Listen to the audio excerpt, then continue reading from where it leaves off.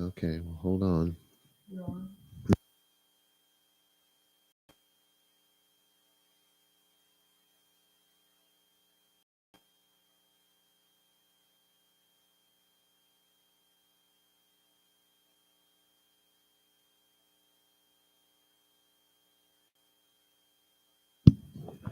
Okay, sorry about that. Having a little technical issue here. Well, this week we're going to pick back up on vaYiqra, chapter 19, verse 12. This is the Holiness chapter, by the way. We got to think of everything that happens per chapter through the light or the lens of the things we do in our personal lives that makes us holy. So in verse 11, to recap, pick back up from last time, my translation of the Hebrew text was, "You shall not steal from them." Who are the them? It's going to tell us. "And you shall not deceive them. You shall not deal falsely with them."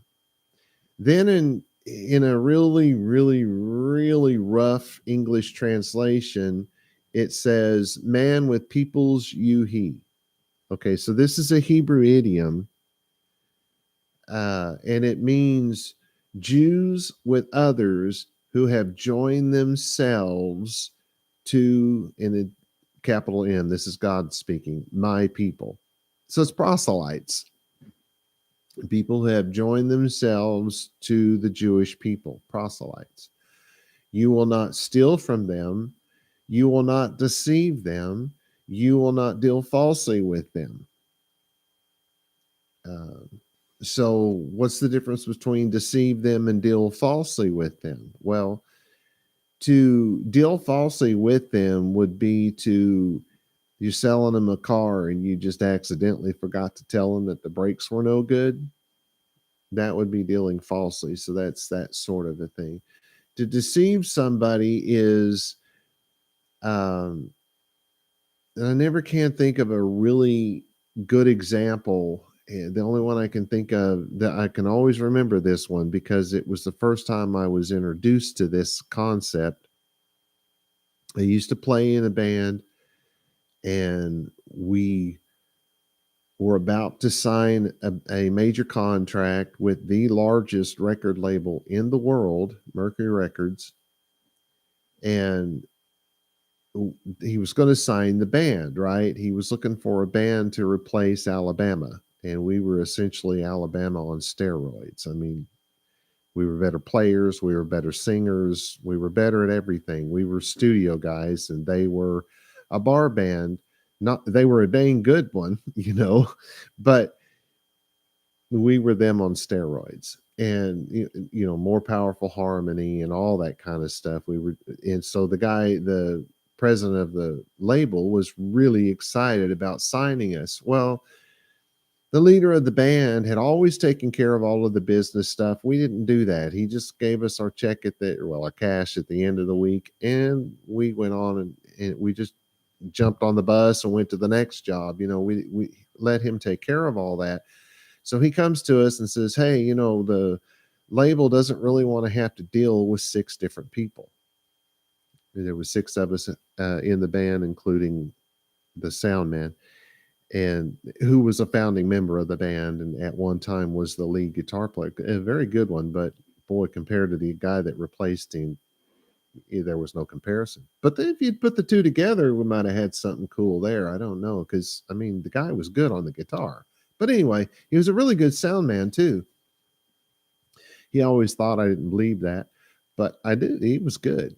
But anyway, um, so it comes to us. He says they don't want to deal with 6 different attorneys, because that's what would happen is we would all have to be get our own representation. Well, none of us could afford one anyway. He says, so they've suggested that we put this in my name and have me sign the contract and let me just run the business like I always have, and you guys will get your share and all that stuff. But this way we only have to go through one guy. Well, everybody immediately, the red flags are going off, the hair standing up on the back of your neck. It's like, wait, this is not right. And so he's like, "Well, what?" Nobody else was brave enough to say anything. So I said to him, well, what we're worried about is that since it's in your name, no sooner will you get it signed and we'll all be fired." And he said, "I swear as God is my witness," he said, looking me in the eyes, not everybody else. Of course, I was standing right, it's like 2 feet away from him when all this went down. And so he turns and he looks me in the eye and says, "God is my witness, where," and I'm not going to say the name of the band, "but where this band goes, where I go, this band goes." Well, we all fell for it because we were that band. And as soon as he signed the contract, he fired us because he had introduced me to situational truth, if you will. Um, what he said was not a lie per se because he owned the name of the band. We hadn't stopped to think about that when he said it. We were the band, so okay, well, this will work. But he owned the name of the band, and so wherever he went, I guess to this day he's probably still calling it by that name. I don't know for sure. I completely lost track with him after all that went down. But that's deceit. That's a bald faced lie. And he swore by God's name. Wow. He said, "Oh, God really got to it." Well, it doesn't seem like it. He's filthy, stinking rich, and very famous, and lots of hit songs. And so I don't know. But he's he's paid for it in one way or the other. I don't know what it is, but believe me, God is not mocked. And when he did that, he was mocking God. So when it means by God is not mocked, yeah, people mock God, but they pay for what they did. I don't know what that is, but I'm sure it was to the degree that God saw right. Anyway, so there's a difference between the don't deceive them and don't deal with them falsely, right? So, oh, still having trouble with that. We talked about even Ezra talking about the word for steal was in plural, and that meant there was this deeper, darker, secret knowledge. No, it was in plural because there will never be a time ever when this is okay. That's why it's written that way in Hebrew. Those are the actual grammar rules. Uh, let's see, and then there's in the Babylonian Talmud and Bava comma BAV like Victor A B Bava comma KAMMA 113a.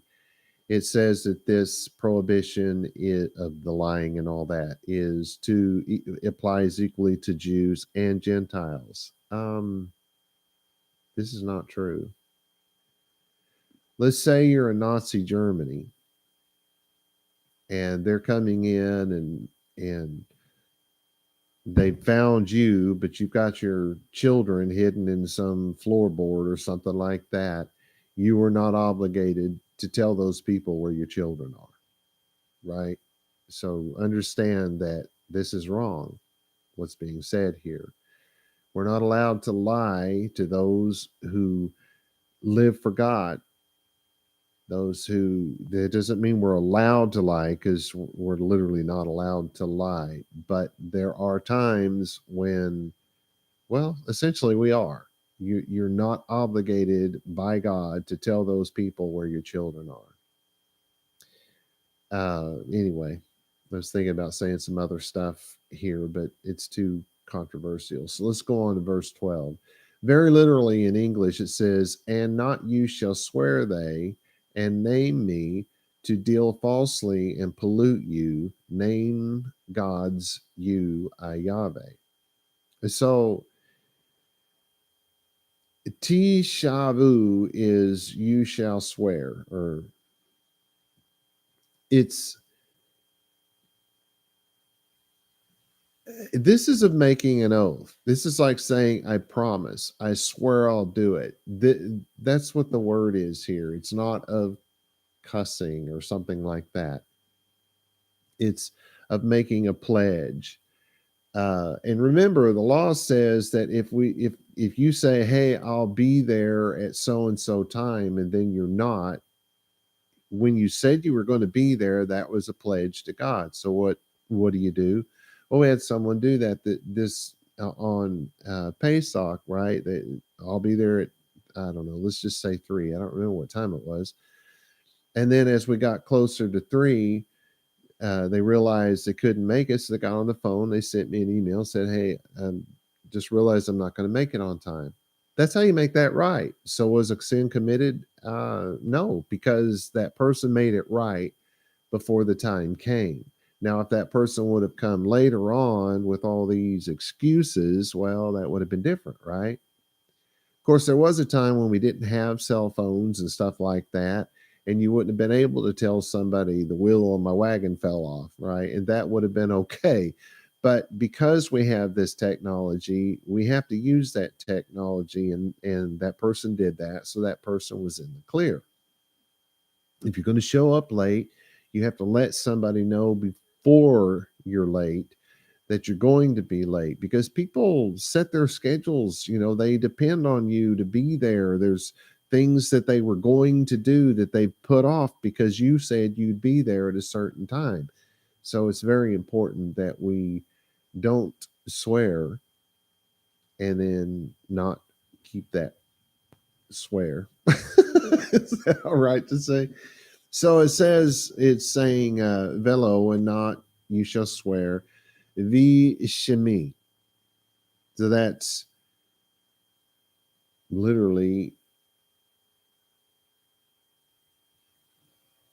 in name me, in my name. Okay. What is the name in Hebrew? What is Shem? It's not really not name, it's authority. So, like when that guy said, "As God is my witness," well, there's only one God.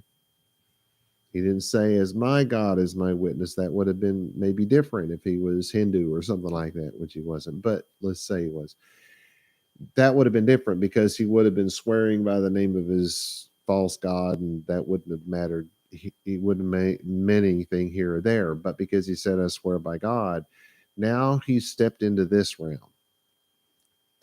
Because the word Shem means authority.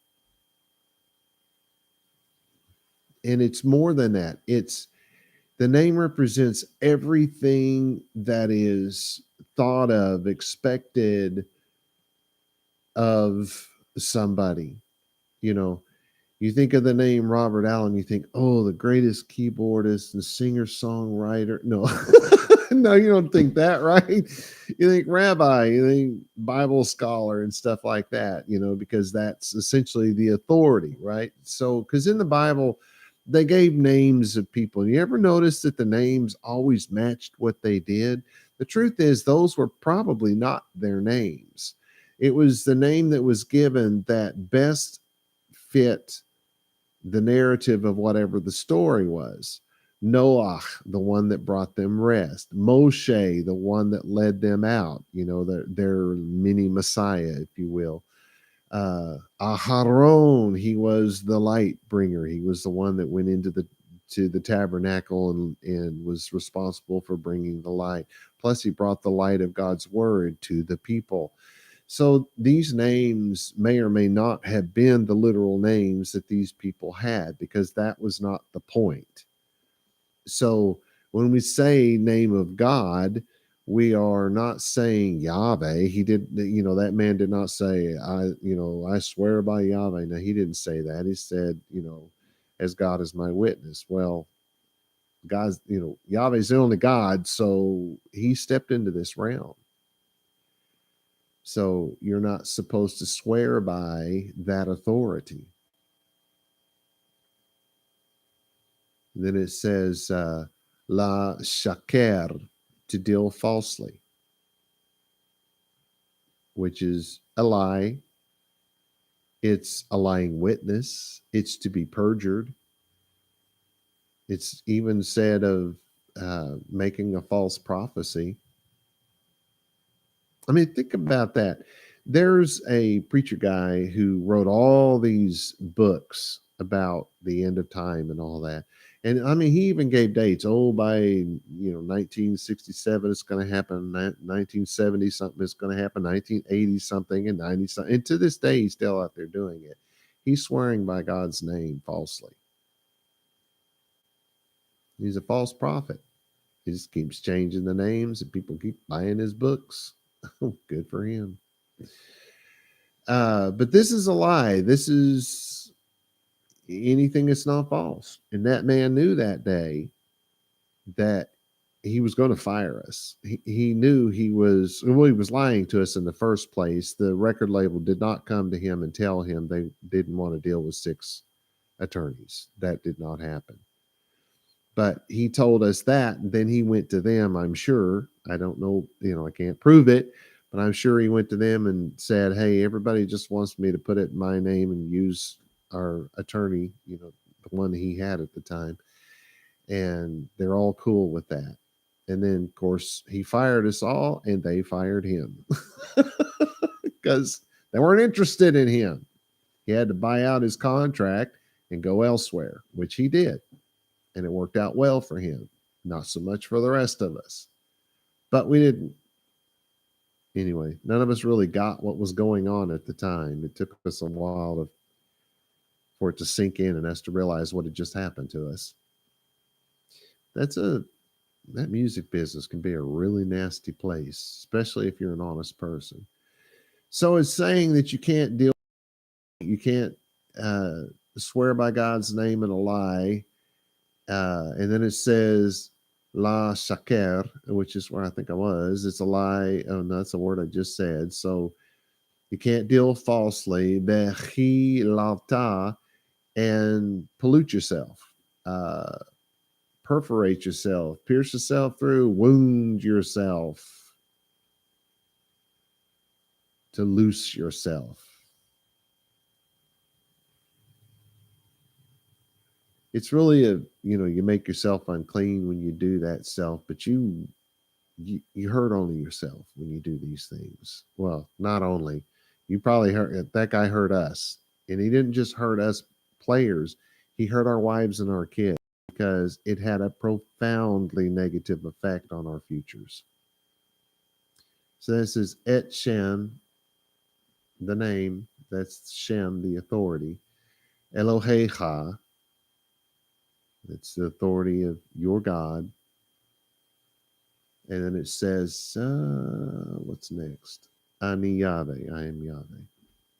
So the translation is pretty straightforward. You should not swear by my authority to deal falsely and make unclean the authority of God. I am Yahweh. Now, God's authority is never unclean. But his authority over your life, when you do these things, makes you and the authority of God that was supposed to be pure over you, you have defiled it. You have defiled God's word, his spirit within you. You have defiled that. You haven't literally defiled God's spirit. You've defiled the purity of that which was in you. Most of the rules for biblical Hebrew grammar were no longer known to the Jewish world during the time of the sages. And I'll say that about, you got to move about 300 CE before that's actually fully true. But from that point on till now, that is a fact. Thus, the fact that neither Rashi nor Sifra believe that God repeated laws is not surprising. Tragically, this lack of knowledge created a serious problem for some sages. In this case, Rashi and Sifra felt the need to explain that God had not repeated himself. Oh, yes, he had, but they felt the need to argue that he had not. So because they saw this verse as a repeat of Shemot, or Exodus chapter 20, verse 7, which says essentially the same thing, uh,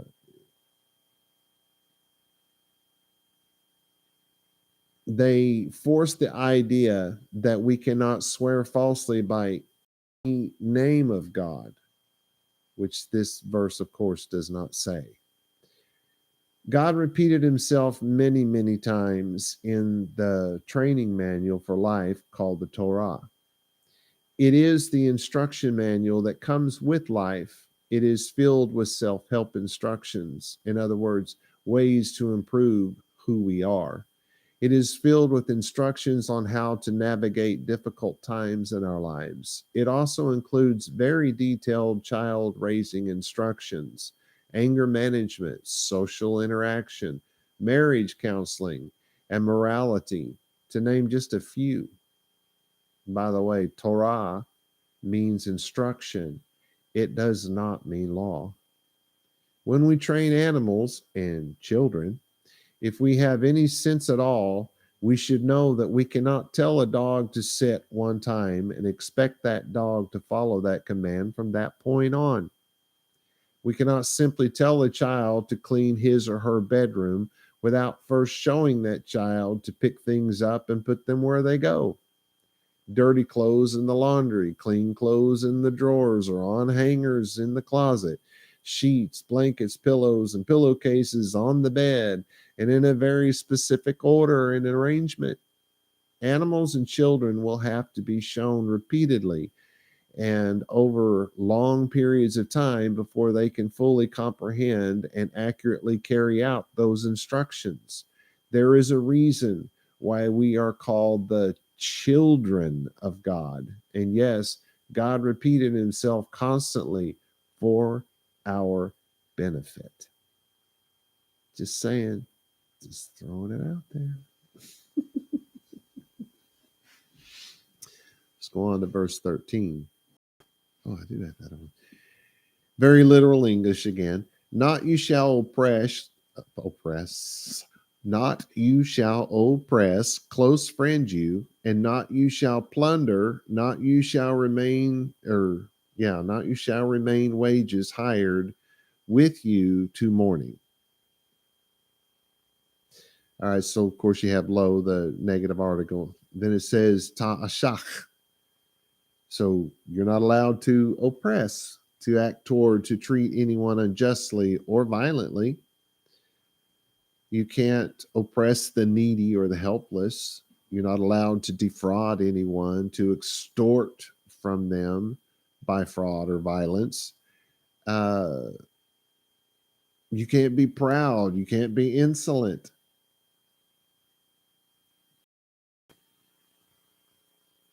You get all that from that one word. This is et re'acha. This is very important because of this particular word. I translate it close friend you. Your close friend is how we say it in English. It's not a chaver, a brother, a friend, a comrade, or something like that. It's something more. It says here in the explanation of the meaning, a companion, a friend with whom one has conversation. Friend or companion is also said of a lover, one beloved of a woman.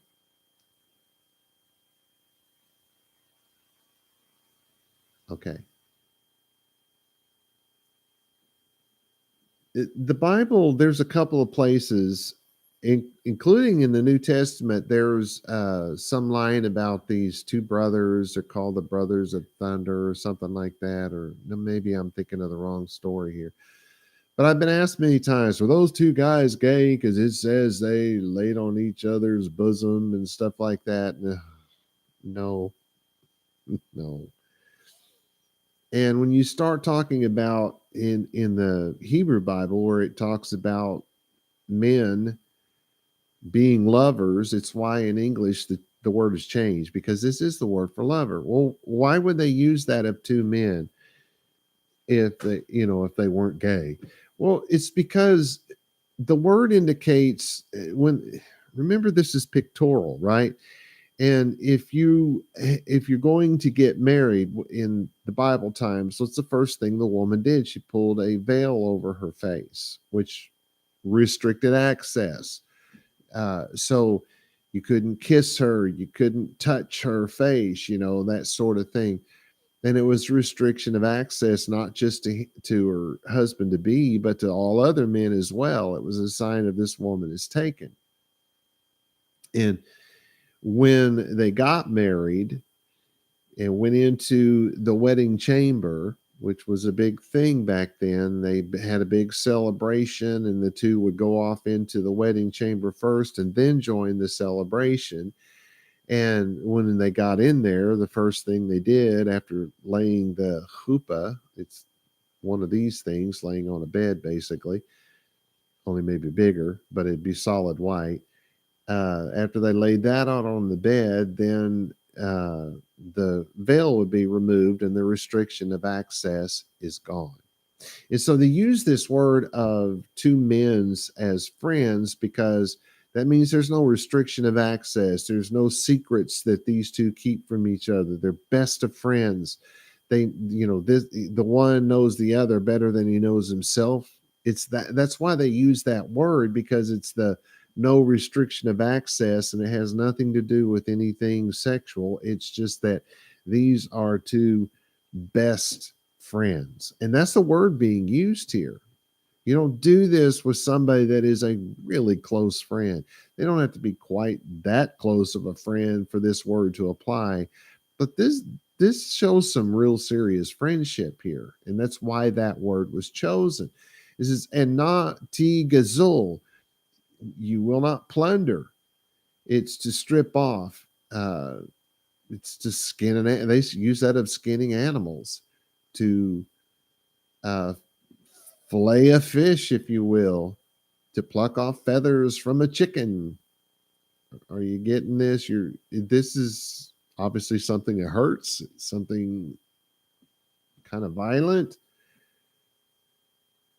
It's of one who takes to himself, claims for himself the goods of another by injustice or by a king. I'm the king, so all that stuff that you have there in your house is mine. Oh, by the way, your house is mine too. Go out there and live in the field. That would be to do that. That's a use of this idea of plunder. It's to take of a powerful person taking the goods of the weaker person, like our, government does when they go in and they take your home from you because they're going to do something the government wants to do. I forget what that's called, but that's to plunder somebody. It's used of fraud, to despoil. They use this word in the plunders in battle and stuff like that. You win the battle, so you take all their gold and all that kind of stuff. So you get the idea of plunder. You're not going to take from somebody. And then it says not talin. You will not let this remain. You will not let something lodge. And what is the something? Pe'ulat, wages. So you cannot hold back the wages of whom? Sachir, somebody you've hired. Icha, you can't hold it back with you. It says ad boker, so you can't hold it back till the morning. What does that mean? Literally, it's saying that you hire somebody this morning, he comes in, he works all day, and at the end of the day, you have to pay him. Does that mean that's the only way that you can hire somebody? You have to pay them every single day? No, that does not mean that. What's the idea is here is you running a company, you pay once every 2 weeks. When you go to hire somebody, you tell them we pay every 2 weeks. If they're agreeable to that and they take the job, then they have no claim against you biblically that you did not pay them their wages before the until the evening. They can't say that because that's taking something that is written in a idiomatic way very literal, and that would not be correct. So if you pay once a month and they agree to that, that's what you do. If you agree to pay them at the end of the day, or you've made no agreement, other than, well, I'll pay you $100, that you'll get that done, and they get that done, then when that's done, you have to pay them that $100. Now, if it took them 3 days, you don't have to pay them until it's done, because that was the deal, right? But if you made no deal, if you said, I'm going to pay you $20 an hour, at the end of the day, you have to pay them for every hour that they worked. So that's what's being said here. So the translation is, you shall not oppress your close friend, and you shall not plunder your close friend, and you shall not hold back the wages of a laborer until morning. Though it is not used in this verse, the Hebrew word yom, which means day, is a period of time. It can be used of a 24-hour period or of a period of time, such as the day when God was with the children of Israel in the wilderness. Well, that was 40 years, most of you know. In short, you may pay the laborer at the end of the day, a day in Hebrew being a period of time. A person can be paid weekly, monthly, annually. I've kind of already said all that. So I want to go back and point something out here, because it sounds like, ooh, there was a hard left turn here. And kind of there was, but not really. So we're saying, you shall not oppress your close friend, and you shall not plunder your close friend, and you shall not hold back the wages of a laborer until morning.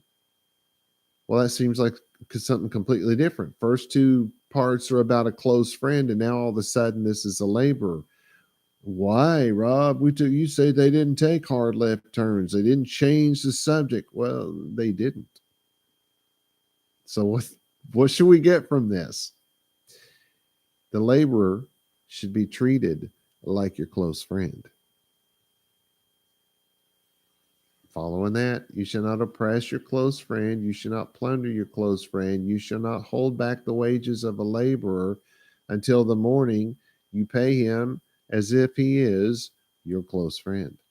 You treat him as if he is your close friend.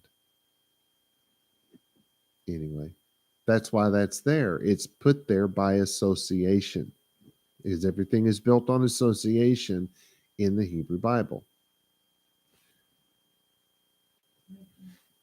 Oh. So now we go to verse 14, very literally.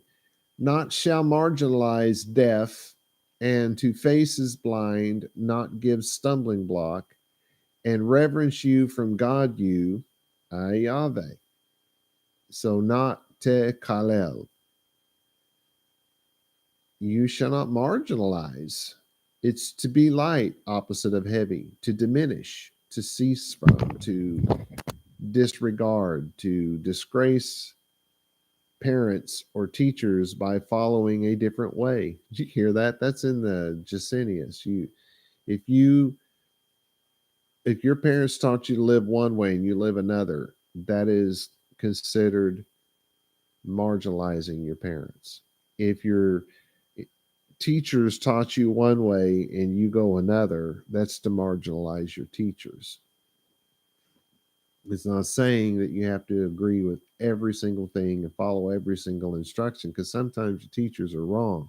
Sometimes the information they give you turns out to be incorrect, especially if you study archaeology. The things that are believed now will be proven wrong, a week from now. That happens quite often. So sometimes you do have to vary from those things. And sometimes your parents give you very bad advice that you probably shouldn't follow. But for the most part, they call that the marginalization of your parents if you did that, because it was to make light of, to diminish that which they taught you. Of course, this is assuming that they are teaching you to live according to God's law. Anna, do you have some cold water? I'm sorry, you'll have to hold on a minute.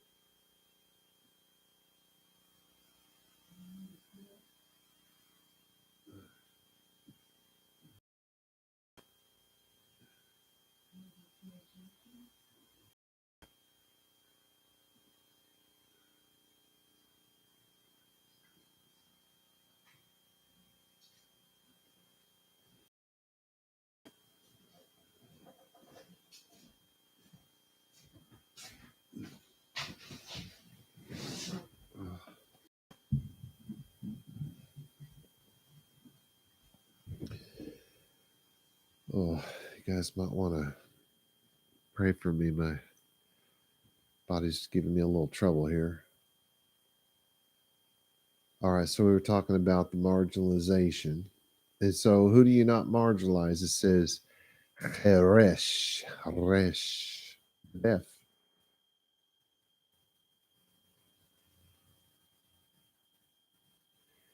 This doesn't necessarily have to be literal. It's not necessarily saying that you don't marginalize people whose ears don't work. What if there's somebody who can't hear the truth? I wouldn't marginalize them.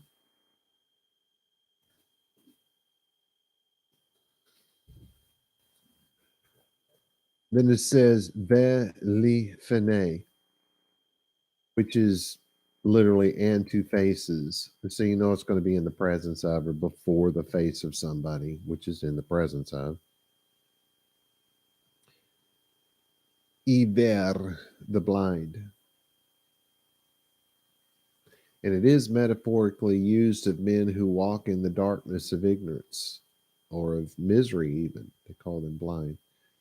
So it's somebody who cannot see physically, and it's somebody who cannot see metaphorically. Somebody who cannot hear metaphorically, and someone who literally cannot hear. Both of these are going to be true. Then it says lo titain, which is it's you will not give. You shall not give. To put it in somebody's hand, to place it, you will not give. Michshol, a stumbling block. That which causes somebody to stumble. Figuratively, a cause of the failure, a cause of the falling of anyone. Incitement to go astray, offense of the mind, scruple of conscience, it says.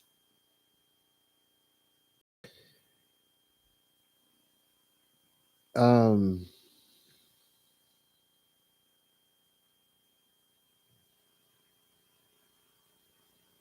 I almost did this one time, not on purpose, but there was a man who was a recovering alcoholic, and he was trying to convince me that anything could be your God, that you just had to find something that could be a God, and then by finding that God, you accepted that that God had more power than yourself, and then you could keep yourself from drinking by believing in the greater power.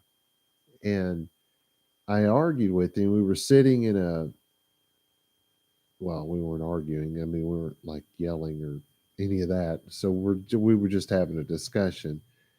Um, But we were sitting in a vehicle at the time, and right in front of the vehicle, we were pulled up beside a building. There was a little air conditioner sticking out of that building.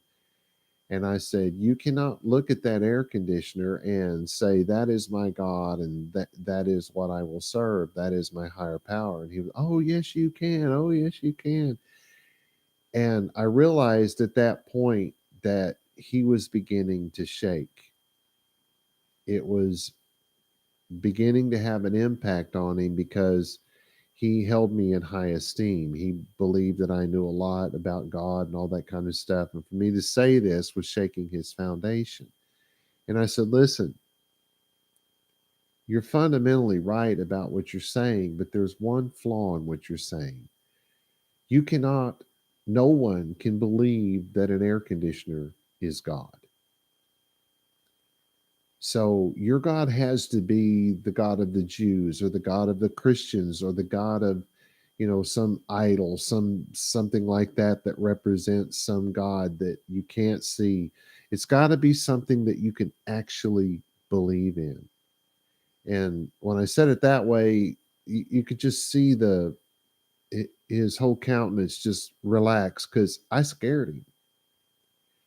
And I thought, "Oh my God, didn't mean to do that. Just the way I blurted it out just came out harsh or something. I don't really know." But I just saw it in his face, and I saw it in the way he started to shake. And then when he realized what I was saying to him, that I wasn't telling him that what he was doing wasn't really going to work, because I guess that scared him. Oh my gosh, I've been sober for the last 10 years, and now all of a sudden I've got no foundation. So I learned in that moment I had to be very careful what I said to some people, because you can shake their very foundation. And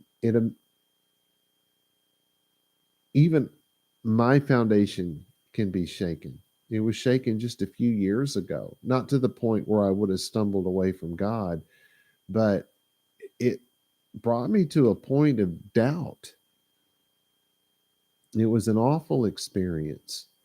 And I had you know, ask myself, "Well, Rob, what do you believe? What have you been saying all of this time?" And it helped me to get myself back off of that, because it was a really massive blow to this family. But when you have some time to think about it, and you get over it, and you're okay, and you go on. I mean, there's nothing that could shake me at this point in life to get me off of this path. I know that for sure. But there are people that are early in their walk, or maybe in the middle of their walk, and they've just not quite gotten to that point. And if you throw something in front of them that they're going to trip over, it's one of the reasons why sometimes I worry about the things that I say about Christianity, because I do not believe that Christianity was ever sanctioned by God. I don't believe that God has ever had anything to do with Christianity. There is no biblical evidence of it. It did not exist in the biblical period. It didn't even exist when the New Testament was written, and that is not the biblical period. Now, if you believe in the New Testament, okay, maybe you can push it to that. Maybe you can even push it all the way to the expulsion of the Jews out of Israel. Maybe you can call that the biblical period. Uh, I don't know many scholars who would. I mean, a Christian scholar, someone who went to Christian college and calls himself a scholar, would probably say so. But people who went to uh, regular colleges, and particularly if you study Judaism, then you're not going to see it that way, right?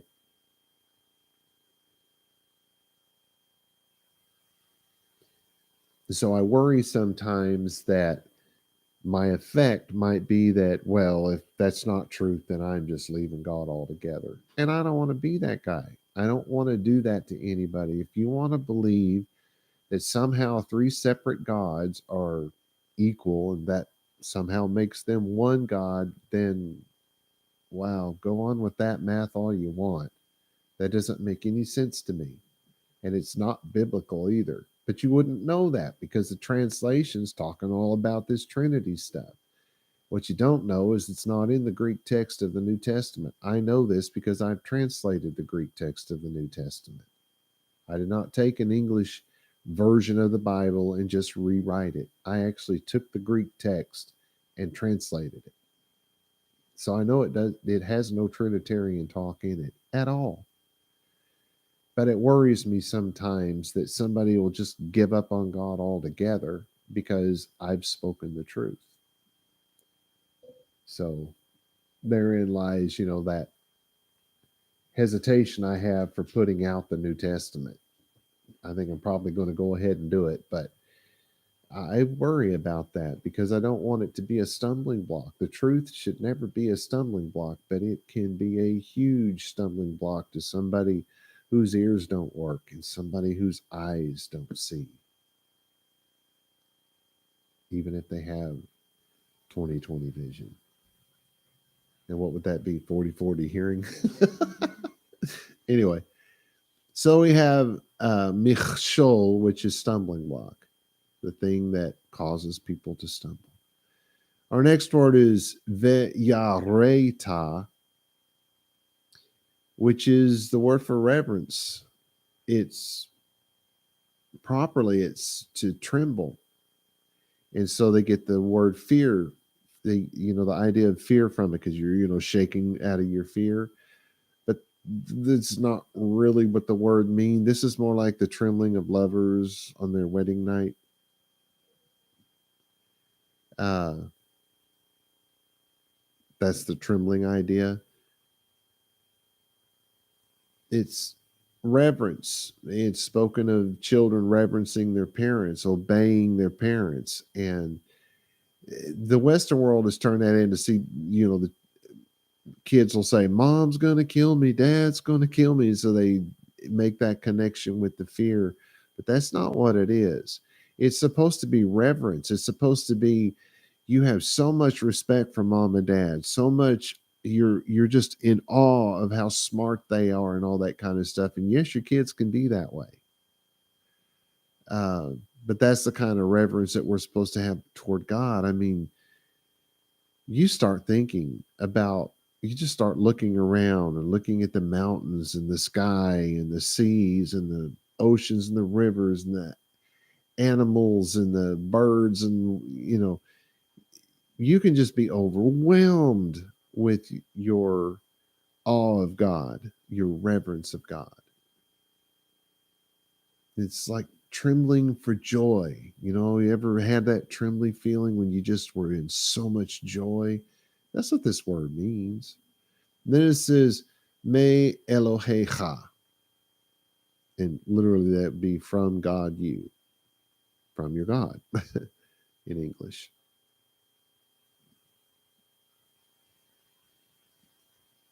This is Ani Yahweh. I am Yahweh.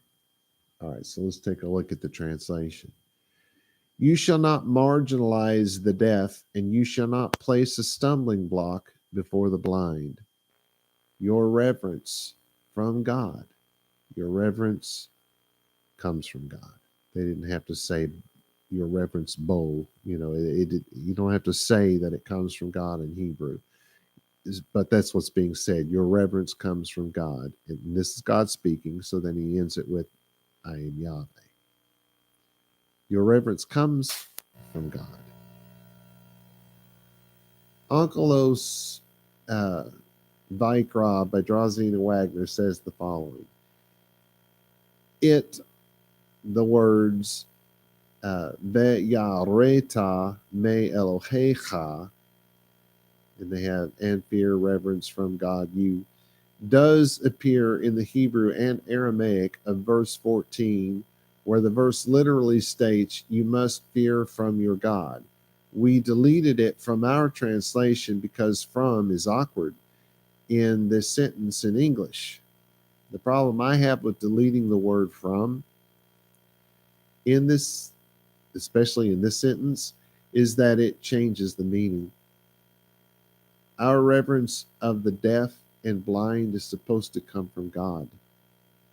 Our reverence from our reverence of God. By taking this word out, the meaning changes to reverencing God. That is to say, we show our reverence to the deaf, the blind, and to God because our reverence of these people comes from our reverence of God.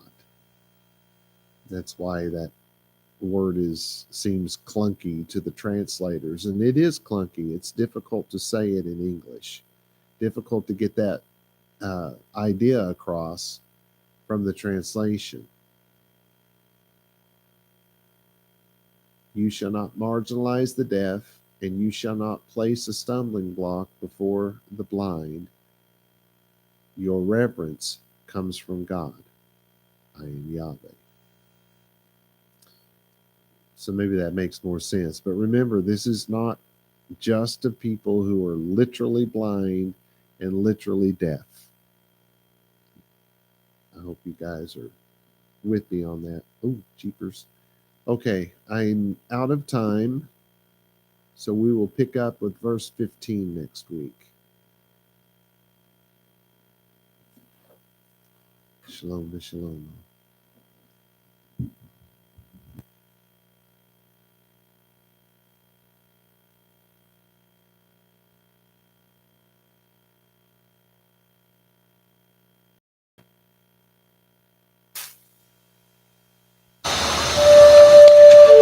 The blessing, vaYiqra. Yevarech Yahweh v'yish meracha. Ya'er Yahweh panai v'lecha v'hunecha. Yisa Yahweh panai v'lecha v'yasim lecha shalom. And in English, may Yahweh cause you to lie down so that you may rest. May he touch and caress you. May he prepare you for what is ahead. May he watch over you. May he keep you from harm. May he cause goodness to grow in you and take away the bad. May he arrange your life and cause you to flourish. May he cheer you up and gladden your heart. May he cause his light to shine through you. May he show you tenderness, favor, and love in his presence. May he show you kindness and be delicate towards you. May he show you his generosity, mercy, compassion, and desire for you as it comes forth from the depths of his soul. May he lift you out of your pit and deliver you from the things that hold you prisoner. May he draw you to his chest and cast his eyes on yours. May he show you his love and desire for you as he cradles you in his arms. May he bear your punishment and pardon you of your sin. May he take you for his bride. May he establish a foundation in you. May he place his name on your heart and mind and make your body his temple. May you be his treasure. May you always be on his mind. May he draw you near and comfort you when you are afraid. May he assure you there is nothing to fear because he is with you. May you and all that concerns you be at peace because he is your friend. Amen.